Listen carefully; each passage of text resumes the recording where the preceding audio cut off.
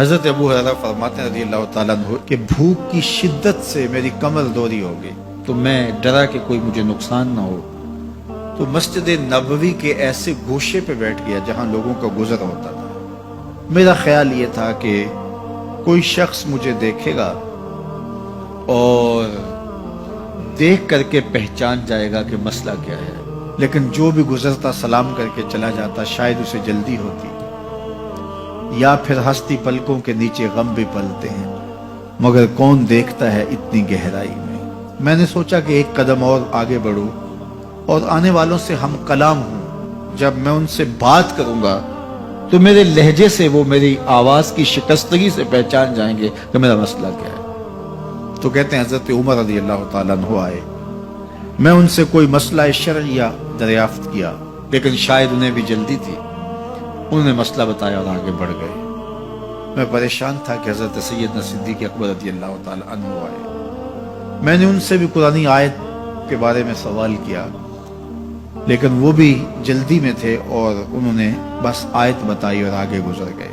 تو فرماتے ہیں کہ میں ایک عجیب کیفیت میں مبتلا بیٹھا تھا کہ ایک جانب سے روشنی اٹھی اور دل و قلب و نگاہ کا مرشد اولین آ گیا۔ تو کہتے ہیں حضور آ گئے، تو چونکہ میری عادت بنی ہوئی تھی کہ میں ہر آنے والے سے مسئلہ ہی پوچھ رہا تھا، تو میں نے حضور سے بھی مسئلہ پوچھ لیا۔ تو حضور نے میری جانب دیکھا اور پھر زیر لب مسکراتے ہوئے بولے، ابو ہریرہ بھوک لگی ہوئی ہے؟ میں نے کہا جی حضور مجھے بھوک لگی ہے۔ کہا میرے پیچھے آ جاؤ۔ حجرات اقدس کی قربت میں حضور پہنچے تو اہل خانہ کو آواز دی کچھ کھانے کے لیے ہے؟ تو انہوں نے کہا دودھ کا ایک پیالہ ہے۔ مجھے فرمانے لگے ابو ہریرہ وہ جو صفہ کے چبوترے پہ بیٹھے ہیں جاؤ ان کو بلا لاؤ۔ کہتے ہیں دودھ کا ایک پیالہ، اور مجھے تسکین ہوئی تھی لیکن 70 آدمی بیٹھے تھے وہاں۔ خیر حکم تھا، میں بلا لایا، میرے ہاتھ میں دودھ کا پیالہ دیا، کہا ابو ہریرہ دائیں سے شروع ہو جاؤ۔ اب میں ایک شخص کو پیالہ دیا اور دودھ کو دیکھنے لگا، اور وہ سیراب ہو کے گٹا گٹ پینے لگا، اپنی بھوک اور پیاس مٹا چکا، اور میں نے دیکھا کہ ایک قطرہ بھی کم نہیں ہوا۔ میرے اندر جو پہلے وسواس اٹھ رہے تھے اور مجھے جو احساس ہو رہا تھا وہ مٹ گیا۔ پھر میں نے دوسرے کو پیش کیا، اس نے بھی سیراب ہو کے پیا، لیکن دودھ ایک قطرہ بھی کم نہیں ہوا۔ پھر میں نے تیسرے کو دیا، چوتھے کو دیا، 70 آدمی دودھ پی گئے، لیکن دودھ میں سے ایک قطرہ بھی کم نہیں ہوا۔ لگتا تھا رب نے اس دودھ کا تعلق حوض کوثر سے جوڑ دیا۔ تو حضور نے فرمایا ابو ہریرہ؟ میں نے کہا جی حضور۔ فرمایا کون باقی؟ میں نے کہا حضور ایک آپ باقی اور ایک میں باقی۔ تو فرمایا اب تم پیو۔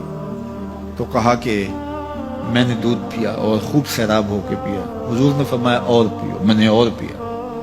پھر فرمایا اور پیو۔ میں نے کہا مجھے قسم ہے اس ذات کی جس نے آپ کو حق کے ساتھ مبعوث کیا ہے، میرے میں ایک قطرے کی گنجائش بھی نہیں ہے۔ حضور نے میرے ہاتھ سے دودھ لیا اور خود نوش جاں کرتے ہوئے فرمایا ساقی القوم آخرہم شربا، قوم کا جو ساقی ہوتا ہے وہ آخر میں پیتا ہے۔ تو دودھ کا ایک پیالہ 72 لوگوں کے لیے کافی ہو گیا۔ یہ صحیح حدیث کے اندر حضور کا معجزہ موجود ہے، آپ نے بارہا علماء سے سنا۔ لیکن اس تربیتی عمل سے بھی کبھی غافل نہ ہونا کہ 2 جہاں کا سردار ہے اور 71 آدمیوں کا جوٹا نوش جاں کر رہا ہے۔ آج جب دولت پھیل رہی ہے، لوگوں کے پاس وسائل زیادہ ہوتے چلے جا رہے ہیں، تو ان کو ایک دوسرے سے گھن آنا شروع ہوتی ہے، برتن الگ ہوتے چلے جاتے ہیں۔ اسی زمانے میں تمام افراد ایک ہی برتن میں بیٹھ کے کھاتے تھے۔ پہلے یہ ہوتا تھا ایک گلی میں 2 امیر رہتے تھے، 4 غریب رہتے تھے، 2-3 مخیر حضرات اور جو ہے وہ کچھ متوسط لوگ رہتے تھے، اور ایک چھوٹا سا کنبہ اور قبیلہ ہوتا تھا، اور وہ ایک دوسرے کی ضرورتوں کا خیال رکھتے تھے۔ پیسے زیادہ آ گئے تو اب امیروں کو اس گلی سے گھن آنے لگی، تو وہ وہاں سے نقل مکانی کر گئے، انہیں وہاں رہنا اچھا نہیں لگتا۔ یہ بات ذہن میں رکھیے گا کہ ہمارے دین نے ہمیں ایک دوسرے کے دکھ بانٹنے کی تلقین کی ہے، ایک دوسرے کے قریب ہو کے رہیں اور ان کی ضرورتوں کا خیال رکھیں۔ اپنی استطاعت کے مطابق کسی کی عزت نفس کو نقصان پہنچائے بغیر شہرت، ریا اور کسی اس طرح کی مرض کو اپنے قریب جو ہے وہ نہ آنے دیں، اور لوگوں کی اس مخفی انداز سے مدد کریں کہ ان کی ضروریات پوری ہوں۔ بلکہ میرے حضور نے ارشاد فرمایا، جس شخص نے صدقہ کیا اور اتنے مخفی انداز میں کیا کہ جو دائیں نے خرچ کیا بائیں کو خبر نہیں ہوئی، جب بائیں کو خبر نہیں ہوئی تو ہمسائے کو خبر کیسے ہوگی؟ لیکن یہاں تو 7 اخباروں میں خبر چھپتی ہے کہ فلاں صاحب نے فلاں غریب کی بیٹی کی شادی کی ہے۔ ذرا سوچ، اگر یہاں تیری بیٹی کھڑی ہوتی تو تیرا روح سخن کیا ہوتا؟ لوگوں کی غربت کا مذاق نہ اڑاؤ، لوگوں کے جذبات سے کھیلو نہ۔ اللہ نے اگر آپ کو کچھ عطا کیا ہے تو پھر لوگوں کی ضرورتوں کو پورا کرو، لیکن ان کے جذبات سے مت کھیلو اور لوگوں کی ضرورتوں کا پورا خیال رکھو۔